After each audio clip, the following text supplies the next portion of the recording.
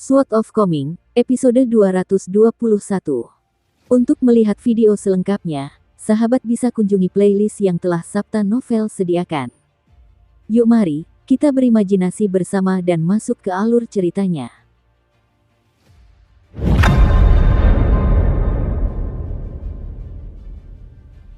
Ayahku adalah pengawas prefektur di prefektur Bluser, tapi kami sama sekali bukan keluarga kaya, jawab cendekiawan bermarga Liu itu dengan suara gemetar. Ekspresi kesal muncul di wajah Su Yuanxia. Respon macam apa itu? Apa aku terlihat seperti bandit atau perampok di matamu? Sarjana itu melirik ke arah Su Yuanxia, dan tak dapat menahan diri untuk berpikir dalam hatinya bahwa Su Yuanxia tampak seperti seorang bandit di matanya. Su Yuanxia tidak lagi mengintimidasi cendekiawan itu, tiba-tiba ia menoleh ke Yang Huang dengan ekspresi agak khawatir. Saudara Yang, apakah pendeta Tao tua itu benar-benar akan mengurus Dewa Gunung Haram itu? Aku khawatir dia akan mengampuni Dewa Gunung Haram itu sebagai cara untuk membalas dendam padamu. Yang Huang menggelengkan kepala sambil tersenyum dan menjawab, mengingat bibi senior Fu terlibat dalam masalah ini, Sekte Dekrit Ilahi pasti akan mengawasi dengan ketat bagaimana masalah ini diselesaikan. Selain itu, semua murid eksternal yang dikirim keluar sekte untuk pelatihan harus menjalani penilaian akhir yang sangat ketat dan teliti, jadi Zhao Liu tidak akan bisa berbuat sesuka hatinya. Senyum Yang Huang kemudian memudar saat ia melanjutkan, yang kukhawatirkan saat ini adalah Dewa Gunung Haram itu mungkin memiliki beberapa pendukung di kalangan penguasa setempat.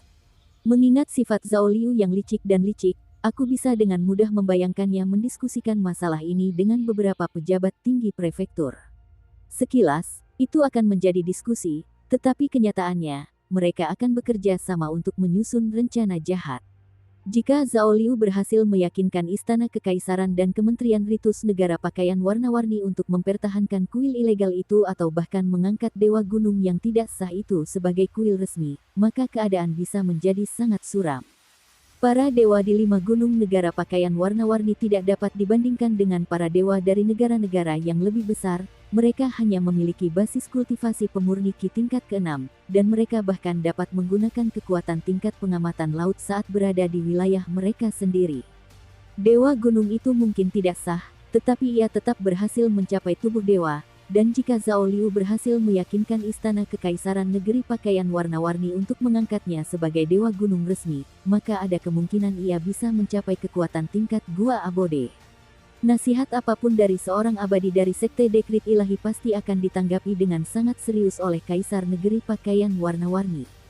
Setelah mendengar apa yang dikatakan Yang Huang, Su Yuanxia, Zhang Sanfeng, dan Chen Pingan menoleh ke cendekiawan bermarga Liu secara serempak.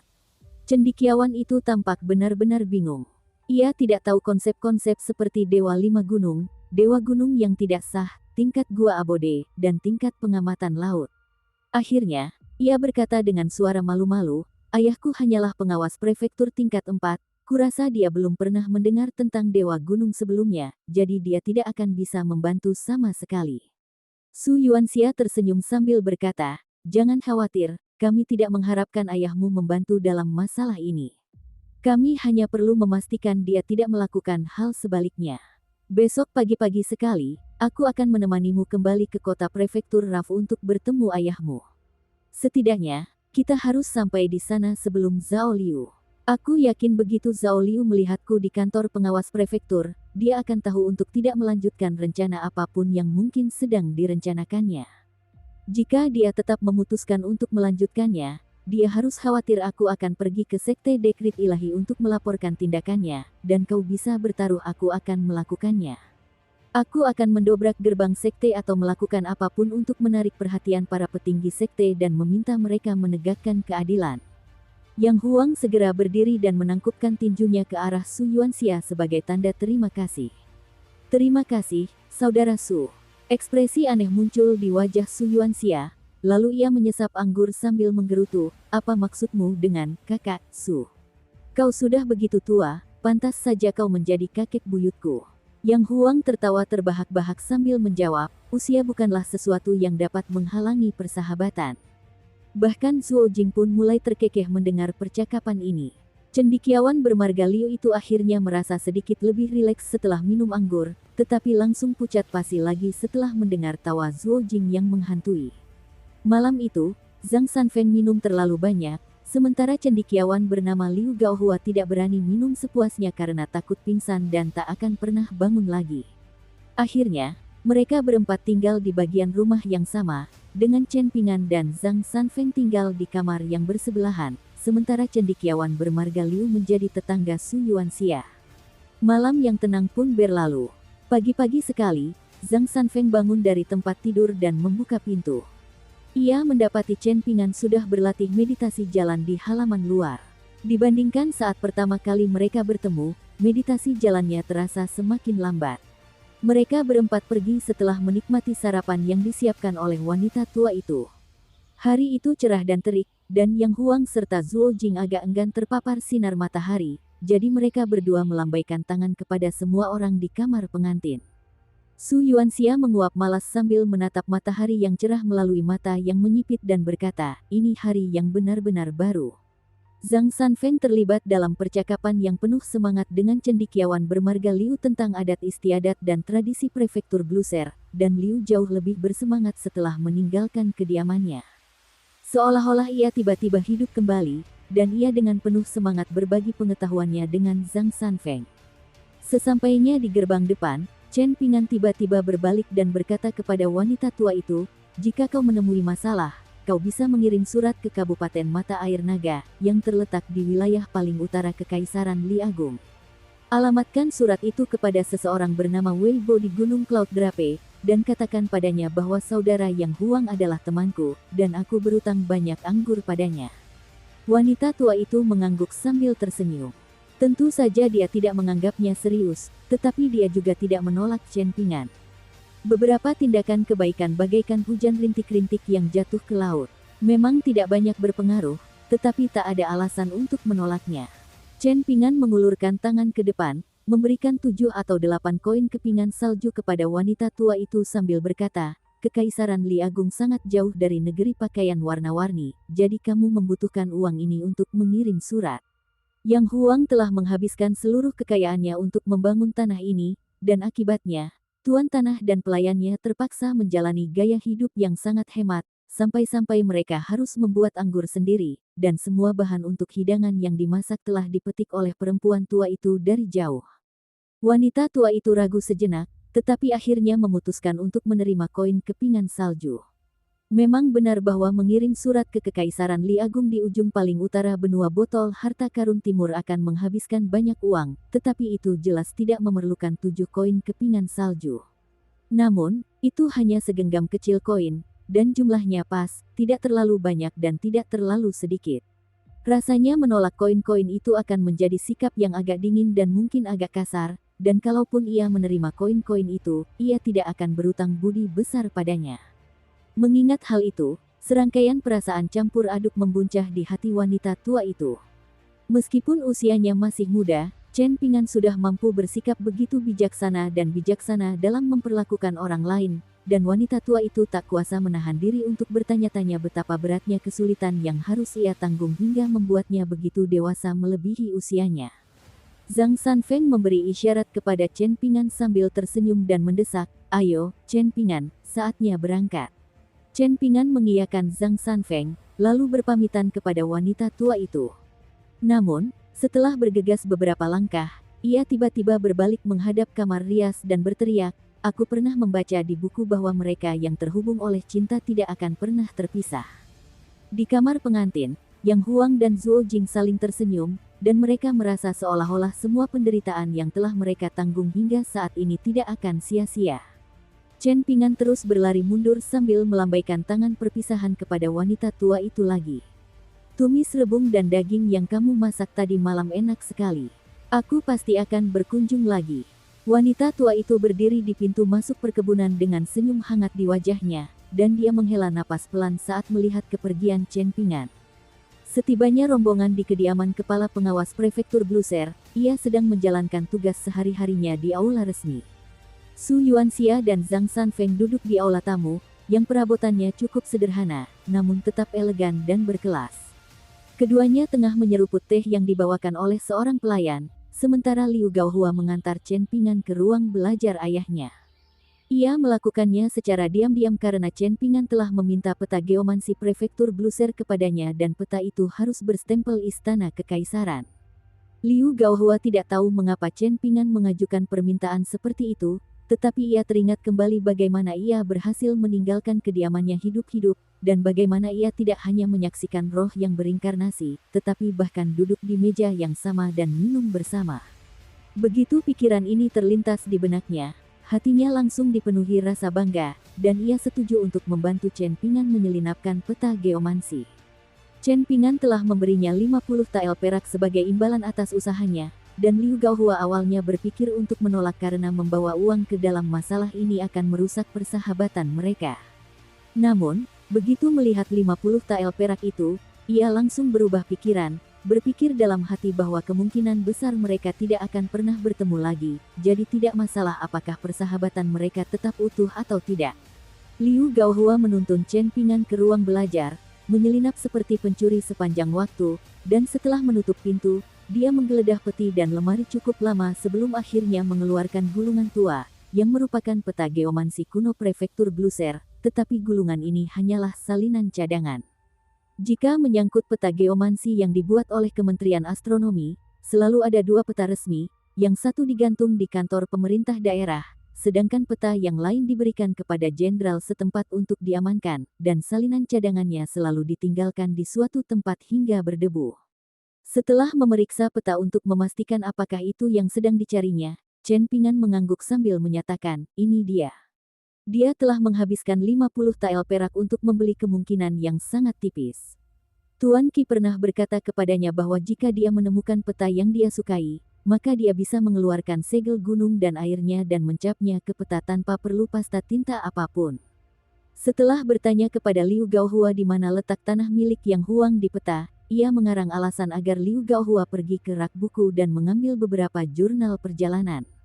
Saat Liu Gaohua sedang membelakanginya, Chen Ping'an langsung mengeluarkan segel gunung dan segel air dari sakunya. Prasasti pada segel tersebut diukir secara pribadi oleh Qi Jingchun, dan segel tersebut dibuat dari kerikil empedu ular terbaik dari Jewel Small World. Chen Ping'an menghembuskan napas pada sepasang segel itu sesaat, lalu menekannya ke tempat di mana tanah itu berada pada peta. Namun, sepertinya tidak terjadi apa-apa, dan Chen Ping'an hanya bisa menggulung peta itu sebelum menyelipkannya di bawah lengannya. Ia berbalik kepada Liu Gaohua dan berkata, baiklah, ayo kita pergi dari sini. Kalau ayahmu sampai memergoki kita, kau harus menghadapinya sendiri. Aku sudah membayarmu untuk ini, jadi kalau kau sampai dipukuli ayahmu, kau masih punya uang lebih setelah membayar tagihan medismu. Liu Gaohua memilih beberapa buku secara acak dan melemparkannya ke Chen Ping'an. Setelah itu mereka berdua meninggalkan ruang belajar bersama. Chen Ping'an menghela napas dalam-dalam, berpikir dalam hati bahwa tindakannya kemungkinan besar sia-sia. Lagi pula, ia tidak punya harapan besar bahwa ini akan berhasil. Bagaimana mungkin ia bisa membalikkan keadaan seluruh wilayah yang membentang radius beberapa ratus kilometer hanya dengan mencap segel di peta? Ia bukan dewa. Akan tetapi, ada satu hal yang gagal diperhitungkan oleh Chen Ping'an. Dia sendiri tentu saja bukan dewa, tetapi orang yang memberikan segel tersebut kepadanya adalah dewa di antara para dewa. Tiba-tiba, semua kotoran dan energi jahat dalam radius beberapa ratus kilometer surut, memulihkan kemurnian tanah. Kuil Dewa Gunung milik Dewa Gunung yang tidak sah itu langsung runtuh, sementara tubuh Dewa Gunung yang tidak sah itu juga hancur. Ternyata, Zhao Luan memang telah mengampuninya, dan ia bahkan telah bertemu dengan Dewa Gunung Haram itu secara diam-diam untuk memberitahunya bagaimana selanjutnya. Dewa Gunung Haram itu sangat gembira, berpikir bahwa nasibnya akan segera berbalik, bahwa ia tidak akan lagi menjadi Dewa Gunung Haram yang rendahan. Sebaliknya, ia akan naik ke posisi dewa formal dengan bantuan seorang dewa abadi dari Sekte Dekrit Ilahi. Oleh karena itu, hingga saat tubuh dewanya hancur, dia masih tidak tahu apa yang telah terjadi, dan dia duduk di altarnya dengan ekspresi linglung saat dia menghilang ke dalam ketiadaan. Sementara itu, Zhao Liu meninggalkan daerah itu bersama para juniornya, dan dia langsung merasakan apa yang baru saja terjadi. Ekspresi terkejut tampak di wajahnya. Mungkinkah si anak emas secara pribadi ikut campur dalam masalah ini? Tidak mungkin. Tentu saja si anak emas pun tidak bisa memengaruhi nasib negeri ini dari jarak sejauh itu. Para junior sekte dekrit ilahi yang lain merasa sangat khawatir dan gelisah setelah terjadinya kejadian yang tak terduga ini, tetapi bocah lelaki itu menundukkan kepalanya untuk menyembunyikan senyum yang muncul di wajahnya. Sudah kuduga, aku tahu orang itu bajingan tua yang sudah hidup berabad-abad. Dia pasti penyebab semua ini. Haha, begitu aku kembali ke sekte, aku pasti akan menyombongkan diri kepada guruku, bilang kalau aku melihat seorang abadi dari 5 tingkat atas. Di kamar rias, Yang Huang melompat ke atap secepat mungkin, tak menghiraukan sengatan sinar matahari yang menyengat kulitnya. Ia melihat sekeliling dan mendapati seluruh area di sekitarnya penuh vitalitas, dan energi spiritual memancar dari segala arah. Raut wajah tertegun dan gembira terpancar di wajahnya. Adapun Zhuo Jing, ia telah terjun langsung menembus atap, membiarkan tubuhnya yang mengerikan di balik gaunnya terekspos di bawah sinar matahari. Ia menarik napas dalam-dalam, dan untuk pertama kalinya dalam 100 tahun, ia menghirup udara bersih dan segar yang membuatnya merasa segar dan bersemangat kembali. Air mata kegembiraan mulai menggenang di mata Yang Huang saat ia berkata, seorang bijak pasti telah turun tangan untuk membantu kita. Mungkin kemunculan bibi senior Fu telah menyadarkan seseorang yang sangat berpengaruh dari sekte dekrit ilahi tentang situasi kita, dan mereka memutuskan untuk melakukan mukjizat ini untuk kita karena kebaikan dan kemurahan hati mereka yang tak terbatas. Bagaimanapun, ini adalah perkembangan yang fantastis. Aku bahkan tidak berani membayangkan hal seperti ini akan terjadi. Suara Yang Huang mulai tercekat saat dia berbicara, dan dia tiba-tiba berlutut, bersujud 3 kali ke 4 arah. Zhuo Jing tidak dapat berlutut, jadi dia hanya bisa menundukkan kepala dalam-dalam sebagai tanda terima kasih. Wanita tua itu pun bersujud kepada langit dan bumi. Ia hampir tak pernah menyentuh alkohol seumur hidupnya, namun tiba-tiba ia terdorong untuk menuangkan semangkuk anggur untuk dirinya sendiri. Ia tidak menikmati rasanya, tapi siapa peduli. Ini adalah momen yang pantas dirayakan meriah, dan rasanya tidak adil jika tidak menikmati anggur. Sambil mengingat hal itu, dia berjalan ke sudut dapur, dan dengan mangkuk di satu tangan, dia mengambil sendok anggur dengan tangan lainnya, menjulurkannya ke dalam toples anggur yang sudah terbuka. Sesaat kemudian, dia terpaku di tempatnya. Mengapa anggur yang tersisa begitu sedikit? Alisnya sedikit berkerut karena bingung, lalu kulitnya mulai merinding. Ia buru-buru meletakkan mangkuk dan sendok sayur, lalu tiba-tiba berdiri tegak sambil bergumam pada dirinya sendiri, bagaimana mungkin? Dia menyeka keringat yang menetes di dahinya, lalu tiba-tiba muncul senyum di wajahnya saat dia menuangkan sedikit sisa anggur di toples ke dalam mangkuknya. Setelah itu, ia keluar dari dapur dan duduk di bangku di koridor, menatap kosong ke kejauhan sambil menyesap anggur. Untuk pertama kalinya setelah sekian lama, ia merasakan kedamaian dan ketenangan. Pada hari yang cerah dan terik seperti ini, Chen Pingan bergegas pergi sambil menggendong kotak kayu di punggungnya dan melambaikan tangan selamat tinggal dengan senyum cerah di wajahnya.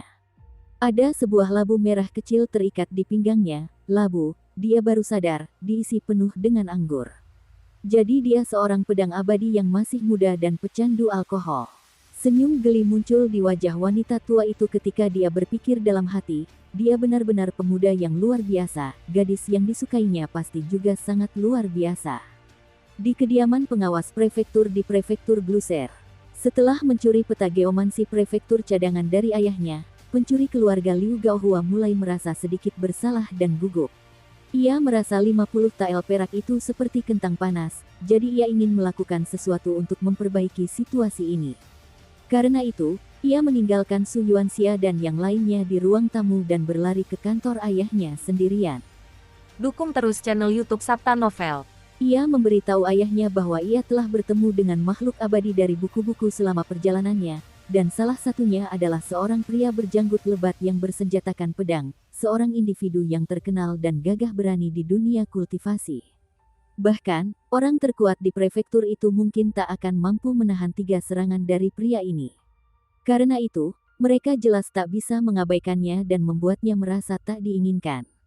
Ada juga seorang guru surgawi dari Gunung Longhu, yang memiliki pedang kayu persik di punggungnya dan memiliki pengetahuan yang mendalam.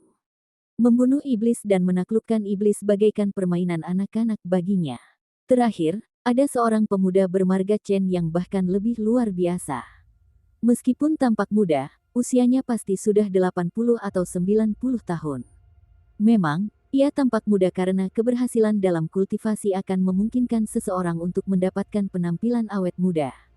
Kepala Prefektur Liu agak skeptis dengan pujian putranya yang berlebihan dan berlebihan terhadap ketiga tamu tersebut. Dengan sedikit rasa gugup, ia membawa seorang asisten yang berpengalaman dan berpengetahuan luas ke aula tamu untuk menyambut tamu-tamu terhormat ini. Namun, ia sangat kecewa dengan apa yang dilihatnya. Kepala prefektur belum pernah melihat banyak makhluk abadi atau hantu sebelumnya, tetapi penilaiannya terhadap orang-orang sungguh sangat baik. Setelah menyapa tamu-tamunya, ia duduk untuk minum secangkir teh bersama mereka. Namun, jelas ia kurang tertarik. Setelah memberitahu Liu Gaohua untuk menjaga ketiga tamu terhormat itu, ia menemukan alasan untuk kembali ke kantornya. Sambil berjalan kembali ke kantornya, pengawas prefektur Liu menggelengkan kepala dan berkomentar, seniman bela diri yang gagah berani. Guru surgawi, mereka gagal memenuhi gelar-gelar ini, namun mereka datang ke kediaman saya untuk menipu saya dengan makanan, tempat tinggal, dan kekayaan. Sungguh lancang. Jika mereka berani mempertaruhkan keberuntungan mereka, maka saya akan memastikan untuk memasukkan mereka ke penjara dan membuat mereka makan makanan penjara sampai kenyang. Ajudan tua itu terkekeh dan berkata dengan suara pelan, mereka tidak selemah itu sampai-sampai mau menipu kita dengan makanan dan tempat tinggal. Aku tidak tahu tentang pendeta Tao muda atau anak laki-laki yang membawa pedang itu, tetapi pria bersenjata pedang itu memang memiliki beberapa keterampilan yang luar biasa. Para penjaga di kediaman ini jelas bukan tandingannya. Tuan Liu, Anda tahu bahwa saya pernah berkelana keliling dunia selama kurang lebih 20 tahun sebelum memulai pekerjaan saya di sini. Saya telah bertemu dengan banyak sekali Grandmaster ternama di dunia kultivasi, dan ditempatkan di wilayah selatan negara pakaian warna-warni kita, semuanya bisa dianggap sebagai elit kelas atas. Dari segi aura dan wataknya saja, pria berjanggut lebat itu tidak kalah dengan orang-orang ini. Matanya berkilat tajam, dan auranya terasa tegas dan menakutkan. Pengawas prefektur Liu mengangguk dan menjawab, itu analisis yang adil. Tuan Liu, pikirkanlah. Jenderal yang bertanggung jawab mengawasi prefektur kita secara publik dianggap sebagai Grandmaster Superior tingkat 4.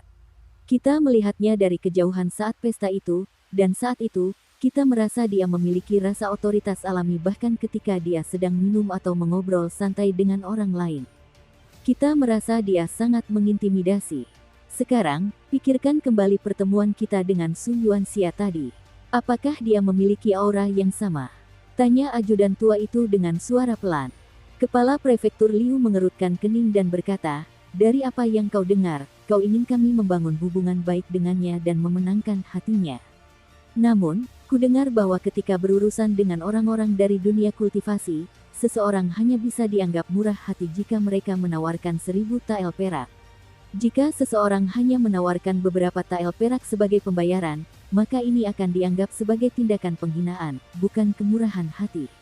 Ini akan menyinggung orang-orang biadab dari dunia kultivasi itu. Namun, aku selalu jujur dan tidak korup, jadi aku tidak punya uang lebih untuk diberikan kepada mereka. Apa yang harus kulakukan? Mungkin aku harus meminjam uang dari orang-orang kaya di kota prefektur itu. Sedikit ketidaksenangan muncul di wajahnya, lalu dia melanjutkan, jika hubungan ini didasarkan pada bau koin tembaga, maka biarlah aku membiarkannya begitu saja. Kenyataannya, para cendekiawan, terutama pejabat di lingkungan istana, masih memandang rendah para pendekar di dunia kultivasi. Ajudan tua itu mendesah dalam hati. Ini adalah hubungan dari dunia kultivasi yang datang menghampiri mereka, tetapi pengawas prefektur Liu masih belum mampu memanfaatkan kesempatan ini dengan baik. Tidak heran jika ia hanya pejabat tingkat 4 meskipun esai dan penilaiannya begitu cemerlang. Ia tidak bisa menyalahkan siapapun atas hal ini. Pemeriksa Kekaisaran pengawas prefektur Liu juga seorang adipati dan pejabat senior di Istana Kekaisaran Colorful Garment Nation, dan jika dia adalah pengawas prefektur, maka dia akan melakukan segala daya upaya untuk membangun hubungan ini, bahkan jika itu berarti meminjam uang dan menjual harta bendanya. Andaikan seniman bela diri berjanggut lebat itu adalah Grandmaster tingkat 3 yang lebih rendah, maka banyak hal bisa dilakukan secara diam-diam setelah hubungan mereka mencapai tingkat tertentu. Lagi pula, selalu ada memberi dan menerima dalam hubungan, jadi bagaimana mungkin seseorang berharap menerima tanpa memberi? Tidaklah benar bagi para pejabat untuk selalu meminta bantuan orang lain. Bagaimanapun, Kepala Prefektur Liu hanya perlu membangun hubungan dengan klan-klan kaya di kota prefektur dan meminjam beberapa ratus tael perak dari mereka.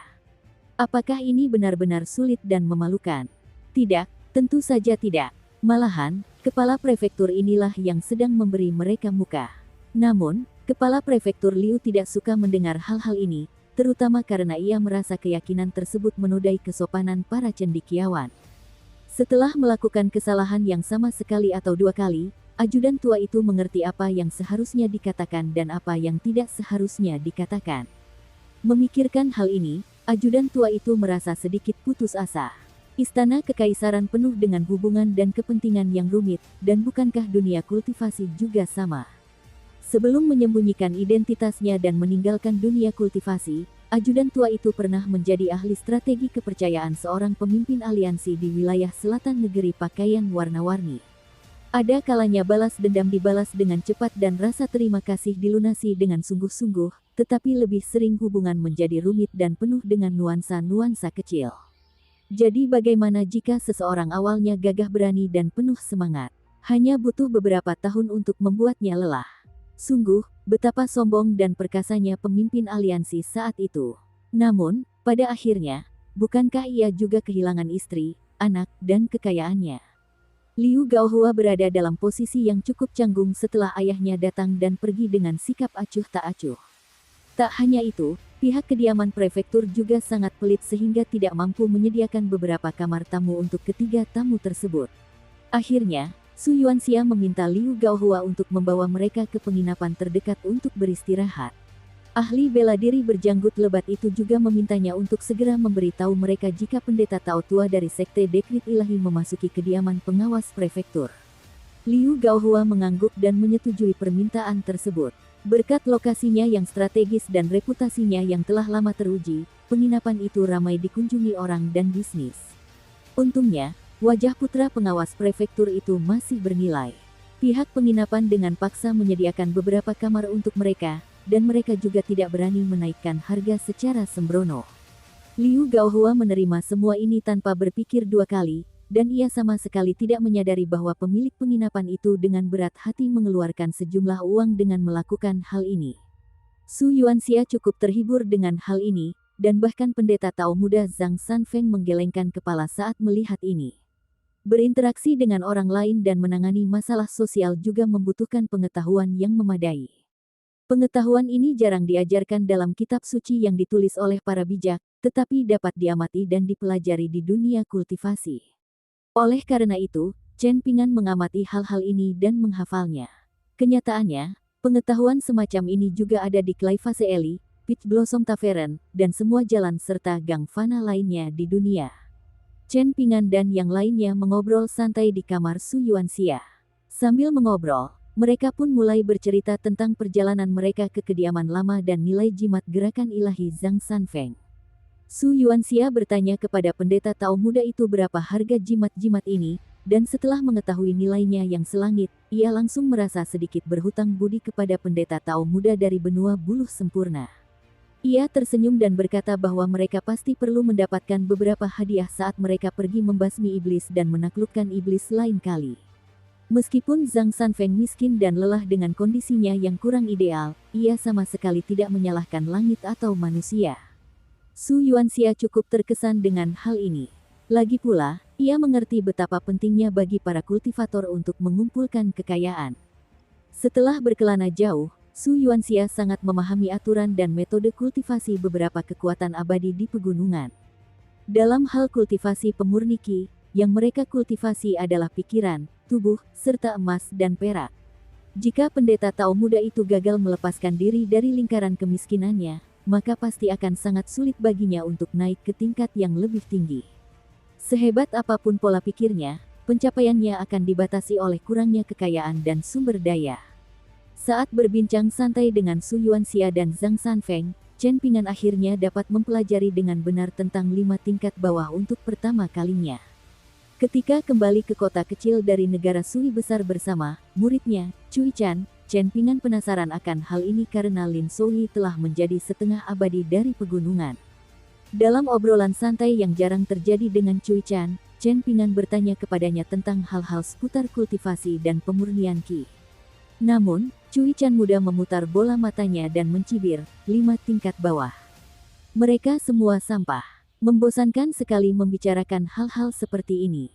Ini penghinaan terhadap sifat guru yang luhur dan elegan. Guru, bagaimana kalau kita bahas 5 tingkat atas? Kalau dipikir-pikir lagi, muridmu juga ada di tingkat ke-12. Kesan Chen Pingan terhadap Cui Chan saat itu sangat buruk, sehingga ia tidak mau mendengarkan penjelasannya yang sombong dan berlebihan. Karena itu, ia berdiri dan pergi berlatih meditasi berdiri. Memikirkan hal ini sekarang, apakah tindakannya telah melukai harga diri Cui Chan? Lagi pula, Cui Chan pernah menjadi dewa tingkat 12, dan dia bahkan pernah bermain Go di awan warna-warni bersama penguasa kota-kota Kaisar Putih. Chen Pingan menggaruk kepalanya sebelum menyesap tehnya. Saat ini, ia menyesali keputusannya untuk menempelkan uang kertas senilai 2.000 tael perak pada surat yang ditujukan kepada Cui Dongshan. Sungguh tidak pantas bersikap begitu sopan kepada muridnya yang dulunya seorang abadi. Bukankah tindakannya merupakan penghinaan bagi Cui Dongshan?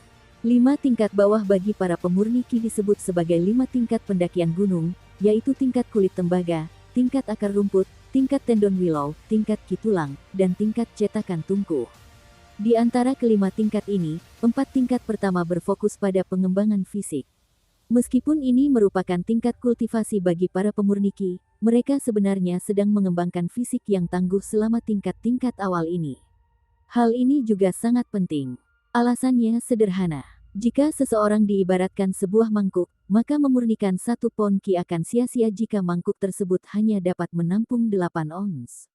Kelebihan Qi akan menjadi sama sekali tidak berarti. Tingkat kultivasi terakhir, tingkat pencetakan tungku, adalah tahap di mana seseorang mengintegrasikan semuanya dan menempa kultivasi mereka ke dalam tungku. Ini adalah tahap di mana tubuh seseorang, yang dapat dianggap sebagai alat pemurnian Qi, mencapai tahap pencapaian yang luar biasa. Dengan kata lain, mereka dapat secara resmi mendaki gunung. Yang Huang, hantu dari kediaman kuno, telah menyebutkan tingkat tendon willow berkali-kali sebelumnya, dan ia menggambarkannya sebagai tingkat perangkap kultivator. Karena itu, seniman bela diri berjanggut lebat itu secara khusus menjelaskan hal ini kepada Chen Pingan lagi. Ia berbicara dengan penuh semangat dan antusias, dan kata-katanya dipenuhi dengan ejekan seorang seniman bela diri murni terhadap para dewa dari pegunungan. Hal ini membuat Chen Pingan, yang kebetulan terjebak di tingkat ketiga, merasa sangat tidak berdaya. Dahulu kala, ada seorang kultivator berbakat luar biasa bermarga Liu. Hanya dengan menempa tendonnya saja, ia mampu langsung naik ke 5 tingkat atas dan memperoleh tubuh abadi tertinggi. Bisa dibilang ini adalah prestasi luar biasa yang belum pernah terjadi sebelumnya. Bahkan, karena inilah tingkat ketiga bagi para pemurni Qi disebut tingkat tendon willow. Namun, tingkatan ini disebut tingkatan perangkap kultivator. Ini karena banyak kultivator yang ingin mengambil jalan pintas justru tersesat dan berjalan di jalan buntu berdasarkan kitab-kitab rahasia kultivasi yang belum lengkap yang ditinggalkan oleh kultivator berbakat tersebut. Mereka terjebak dalam tingkatan ini terlalu lama, dan pada akhirnya menghambat mereka seumur hidup. Seniman bela diri berjanggut lebat itu hanya minum teh, tetapi ia tampak bersemangat seperti sedang minum anggur. Terdengar nada mengejek dalam suaranya saat ia melanjutkan, kami para seniman bela diri selalu dipandang rendah oleh para kultivator dari pegunungan, tetapi ada satu hal di mana kami jelas lebih unggul daripada para pemurni Qi itu. Yaitu, kami mengambil langkah yang mantap, dan kami tidak mengambil jalan pintas yang acak atau berantakan. Kami jauh lebih membumi daripada para pemurni Qi. Dengan demikian, tingkat tendon willow telah menjebak banyak sekali kultivator muda yang mengandalkan jalan pintas dan keberuntungan. Terlebih lagi, jika mempertimbangkan pemurni Qi di 5 tingkat terbawah, mereka tidak memiliki keunggulan apapun dibandingkan seniman bela diri murni di tingkat ketiga, kecuali mereka adalah kultivator militer atau kultivator pedang. Sebagai satu-satunya pemurni Qi yang hadir, Pendeta Tao muda itu menggerutu dengan kesal. Lalu mengapa kita tidak membandingkan seniman bela diri di 3 tingkat tempering Qi dengan pemurni Qi di 5 tingkat tengah? Kita pemurni Qi pasti akan lebih mungkin menang. Su Yuanxia terkekeh dan berkata, mari kita bandingkan saja para kultivator dengan tingkat kultivasi yang sama. Pemurni Qi tingkat 9, tingkat inti emas, memang cukup mengesankan, ya. Tapi bagaimana jika mereka bertemu dengan seniman bela diri murni di tingkat puncak gunung? Beranikah sekelompok pemurni Qi tingkat 10 membuat masalah di depan Song Changjing dari Kekaisaran Li Agung? Song Changjing termasuk di antara seniman bela diri murni di benua botol harta karun timur. Seniman bela diri berjanggut besar itu mengangkat ibu jarinya. Ia tak mau menurunkan ibu jarinya saat ia memuji dengan lantang, seniman bela diri seperti ini adalah pahlawan sejati di dunia. Mereka ada di luar pegunungan, tapi mereka bisa mengintip orang-orang dari pegunungan. Ah, sayang sekali aku tak bisa bertemu langsung dengannya. Kalau tidak, aku akan bersulang tanpa malu-malu dengannya, apapun yang terjadi. Ada ekspresi aneh di wajah Chen Pingan. Bukankah Song Changjing paman Song Jixin? Dia pernah mengunjungi Gang Fas Tanah Liat sebelumnya, dan Chen Pingan bahkan pernah bertemu dengannya. Bagaimanapun, ada beberapa seniman bela diri murni lain di kota kecil itu yang memiliki basis kultivasi serupa dengan Song Changjing. Ada ayah Li Huai, dan ada juga kakek Cui Chan. Chen Pingan menundukkan kepalanya dan diam-diam menyesap tehnya. Setelah itu, mereka bertiga berjalan ke lantai dasar penginapan untuk makan. Orang-orang berdiskusi dengan penuh semangat sambil makan dan minum, dan ternyata, seorang dewa tua akan memberkati prefektur Bluser dengan kehadirannya. Kemampuan mistisnya sangat mendalam dan tak terduga. Dewa-dewa yang digambarkan dalam buku dapat mengubah kacang menjadi prajurit, tetapi dewa tua ini adalah seseorang yang dapat mengubah selembar kertas menjadi wanita cantik. Setelah potongan-potongan kertas kuning itu jatuh ke tanah, mereka akan berubah menjadi wanita-wanita cantik dengan bentuk tubuh dan perilaku yang indah, yang tampak tidak berbeda dari manusia sungguhan. Mereka bisa bernyanyi dan menari, dan mereka juga bisa bercakap-cakap tanpa masalah. Dalam perjalanan ke selatan melewati negeri pakaian warna-warni, sang dewi tua telah memukau banyak pejabat dan bangsawan di sepanjang perjalanan. Oleh karena itu, meskipun sang dewi tua belum tiba di kota prefektur yang terkenal dengan wanita-wanita cantiknya ini, orang-orang sudah menjulurkan leher dan menantikan kedatangannya dengan penuh semangat. Para pria sangat ingin melihat potongan-potongan kertas itu berubah menjadi berbagai macam wanita cantik, dan mereka ingin melihat apakah para wanita ini benar-benar memiliki pesona yang unik. Sementara itu, para wanita cantik di kota prefektur mulai merasa bersaing. Lagi pula, bagaimana mungkin selembar kertas tipis bisa lebih cantik dari mereka? Chen Pingan tidak begitu tertarik dengan hal ini. Namun, seniman bela diri berjanggut lebat dan pendeta Tao muda itu sama-sama sangat bersemangat, dan mereka berkata bahwa mereka harus pergi ke sana untuk memeriksanya.